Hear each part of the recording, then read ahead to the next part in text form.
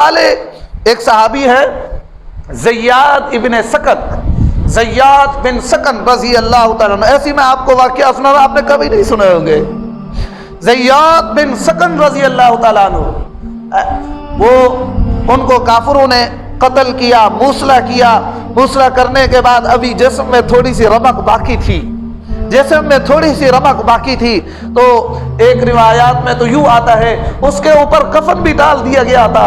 تو آپ صلی اللہ علیہ وسلم چہرہ دیکھتے دیکھتے آئے اور زیاد ابن سکن کو دیکھا، ہونٹ ہلا رہے ہیں. ہونٹ ہلاتے ہوئے آپ صلی اللہ علیہ وسلم نے اپنے کان مبارک قریب کیے، دیکھا پتہ نہیں کیا کہہ رہے ہیں. اور تھوڑی دیر گزری، آپ صلی اللہ علیہ وسلم بیٹھے ہوئے تھے، اسے اپنا چہرہ آگے کیا اور آپ کے قدموں کو اپنا چہرہ ملنے لگا. ملنے کے بعد فوراً جان اللہ کو پیاری ہو گئی. اور آپ صلی اللہ علیہ وسلم سے صحابہ نے پوچھا، یا رسول اللہ صلی اللہ علیہ وسلم، یہ زیاد ابن سکن کیا کہہ رہے تھے؟ اور آپ صلی اللہ علیہ وسلم نے فرمایا، او میرے صحابہ، ان کی زبان یہ کہہ رہی تھی، ان کی دل کی تمنا یہ تھی کہ روح قبض ہو، موت آئے تو محمد الرسول اللہ کے قدموں میں آئے. اللہ نے اس کی تمنا پوری کی اور یہ میرے قدموں میں آیا، اللہ نے اس کی جان کو اس کی روح کو پرواز کر دیا.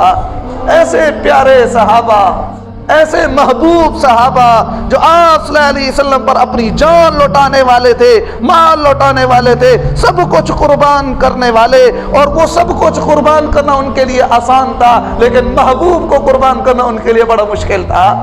سعد بن ربیع رضی اللہ تعالیٰ عنہ انصاری صحابی ہے. آپ نے ایک صحابی کو فرمایا، جاؤ سعد بن ربیع کا پتہ کرو، سعد بن ربیع کس حالت میں ہے.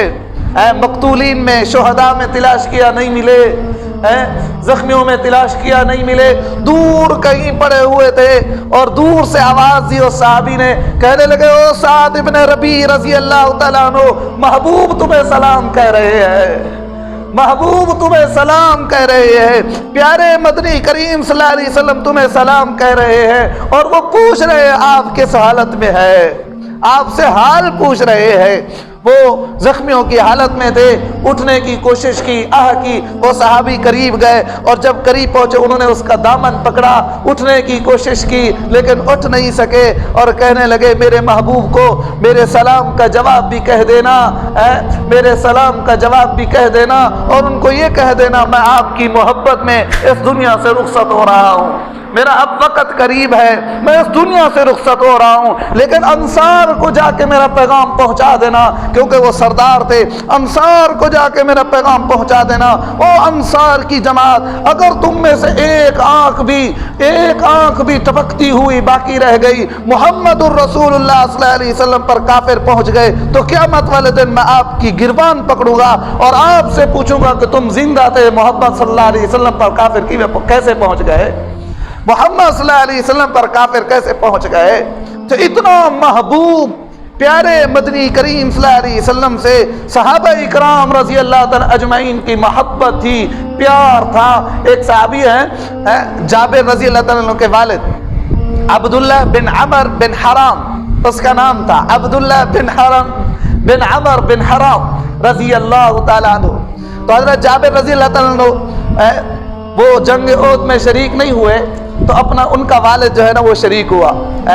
جو جب جنگ میں گئے تو وہ شہید ہو گئے. کافروں نے ان کو موصلہ کیا، ناک کاٹے، آنکھیں نکالی، کان کاٹے، اندر سے کلیجہ نکالا، کلیجے کو باہر نکالا اور اس کو چبایا، موصلہ کیا، سارے کے سارے اعضاء کاٹ دیے. حضرت جابر رضی اللہ تعالیٰ کو پتہ چلا، حضرت جابر آئے اور تاکہ میں اپنے والد صاحب کا چہرہ دیکھوں، آپ نے منع فرما دیا. پھر آپ صلی اللہ علیہ وسلم نے اجازت دے دی، فرمایا جابر دیکھ سکتے ہو. لیکن جب انہوں نے یہ حالت دیکھی، رونے لگے. تو آپ نے فرمایا، اے جابر روتے کیوں ہو، اے جابر روتے کیوں ہو، آپ کو تو خوش ہونا چاہیے، آپ کو تو مسکرانا چاہیے. میں دیکھ رہا ہوں آپ کا والد تو جنت کے باغوں میں سیر کر رہا ہے، میں دیکھ رہا ہوں آپ کا ابو تو جنت کے باغوں میں سیر کر رہا ہے. اور ایک جگہ فرمایا ابو اے جابر تم رو نہیں, تم پریشان نہ ہو, تم دل میں رنجیدہ نہ ہو. میں نے یہ دیکھا کہ اللہ نے سارے صحابہ کو بلایا اور سب سے ملاقات کی پردے کے پیچھے. اے جابر جب تیرے باپ کی باری آئی اللہ تعالیٰ نے سارے کے سارے پردے ہٹا دیے اور بغیر پردے کے تیرے باپ سے ملاقات کیا ہے. تو جنگ احد میں صحابہ اکرام رضی اللہ تعالیٰ اجمعین کو پہلے فتح ہوئی, پھر شکست ہوئی, پھر اللہ نے فتح عطا فرما دی. ابو سفیان آوازیں دیتا ہوا کہہ رہا تھا افل قوم ابن محمد, افل قوم محمد, محمد کہاں ہے, کیا قوم میں محمد ہے؟ افل قوم ابن قحافہ, کیا اس قوم میں ابن قحافہ ہے؟ افل قوم ابن خطاب, کیا اس قوم میں عمر ابن خطاب رضی اللہ تعالیٰ عنہ ہے؟ تو اللہ تعالیٰ نے یہ منظر دکھایا, محبوب صلی اللہ علیہ وسلم نے ان کو روکا جواب نہ دو.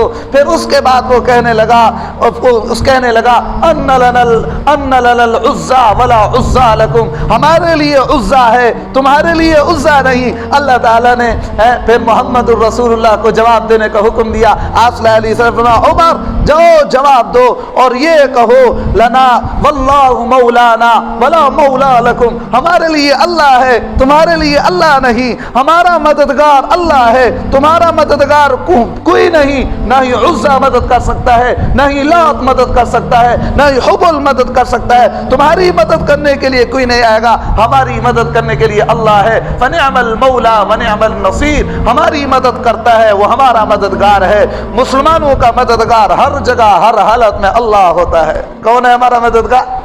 اللہ ہوتا ہے. تو صحابہ اکرام رضی اللہ تعالیٰ اجمعین نے میرے پیارے قربانیاں دی, اپنی جان کو اللہ کے سامنے پیش کر دیا. جان کو جان نہیں سمجھا, سب کچھ قربان کر دیا. مال تھا وہ بھی لگا دیا, جان تھی ایک جان تھی وہ بھی جان اللہ کے راستے میں نشاور کر دی. تو صحابہ اکرام رضی اللہ تعالیٰ اجمعین محمد الرسول اللہ سے محبت کرتے تھے. تو آپ بھی محبت کرتے ہی نہیں کرتے؟